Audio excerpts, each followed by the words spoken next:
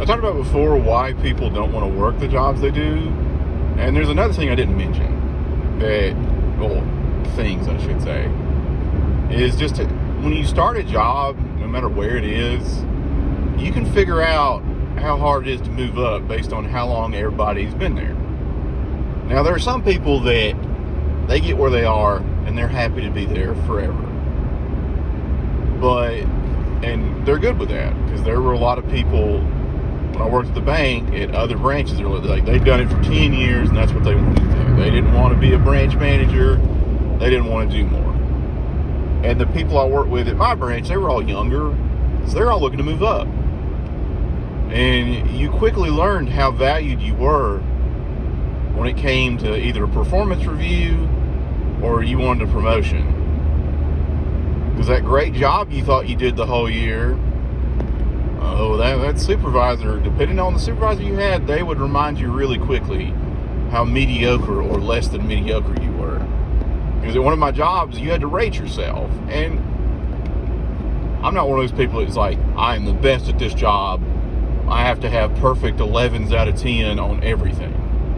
I don't see it that way, because there's some stuff I can always improve on.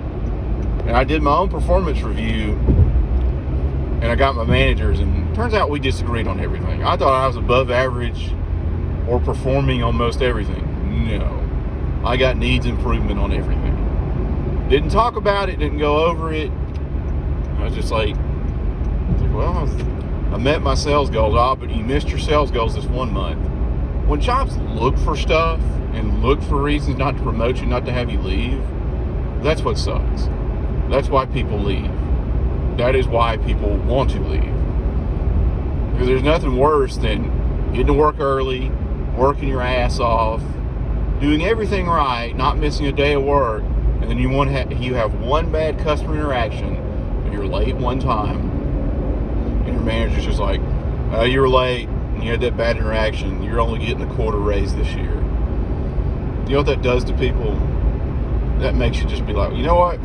The hell with this. Because I had a friend I worked with at Walmart. He got sick one time with the flu and had to miss, I don't know, it was several days of work. He had a doctor's excuse and everything, and they wrote him up. And he's like, well, I was sick. I've got a doctor's excuse. Can you not give me a little leeway? I've been a model employee. No, we got to write you up. And it was a level 2 write-up, I think, that made it for a year he couldn't get promoted. He said, as soon as that happened, I said, to hell with this job. And that guy did whatever he wanted. I mean, whatever he wanted. Like, he would go on break and disappear, come back an hour later, be like, yeah, I was walking around grocery and one of the managers saw me and made me zone an area. Yeah, that's not what happened. He just snuck off to not do any work. And he'd take long lunches. And my personal favorite, one time, he got off at 5, and I was working like 1 to 10. And I went to lunch at 5, and he was supposed to get off. He went to the break room with me, and he sat with me the whole time I was on lunch, then went and clocked out.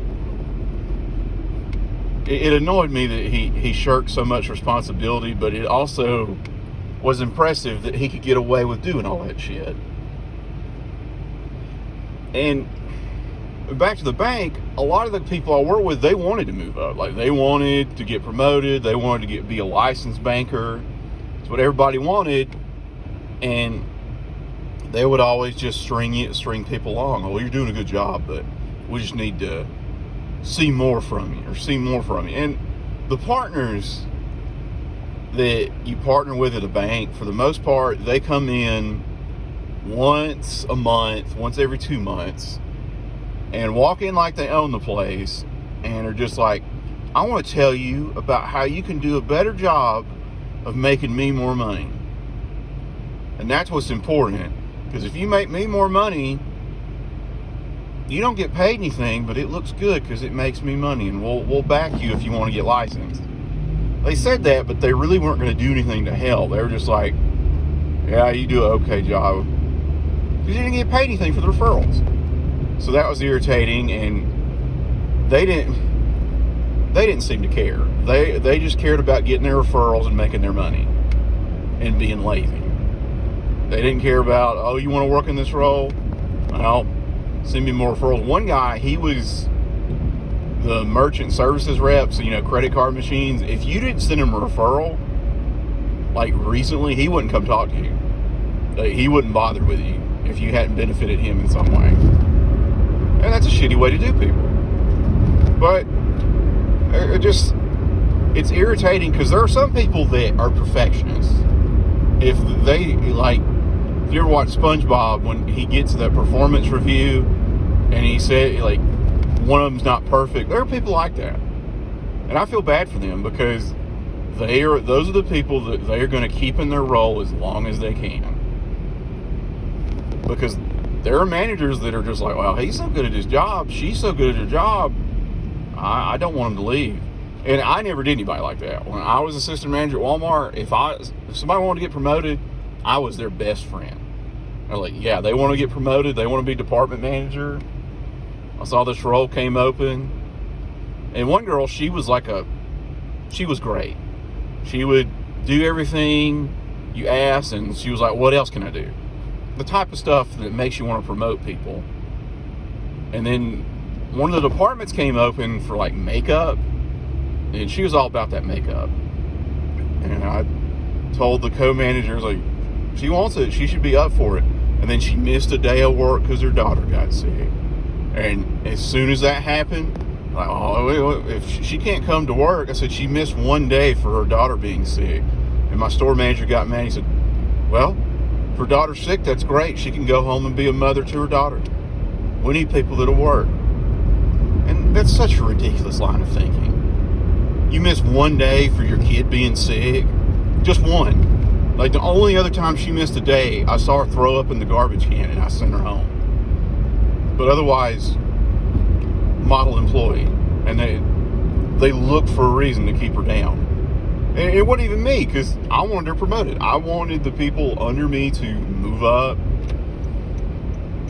be happy, make decent money. Because there's a lot of people that work at Walmart. They have families and they have kids, and they're the only one who works. And they somehow make it work with like a family of 5 on $10 an hour. I don't know how they do it. It's impressive.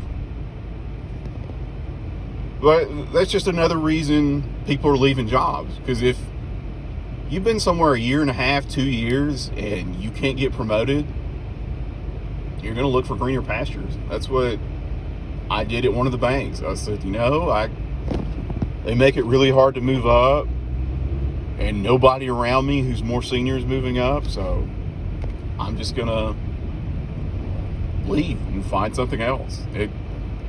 There's no two ways about it. That's another reason people are leaving their shitty jobs or jobs they don't like, because they're just, if I'm not valued here, if I work my ass off and do everything I'm supposed to do, and you're just performing, you're not going above and beyond, and that's why people give up.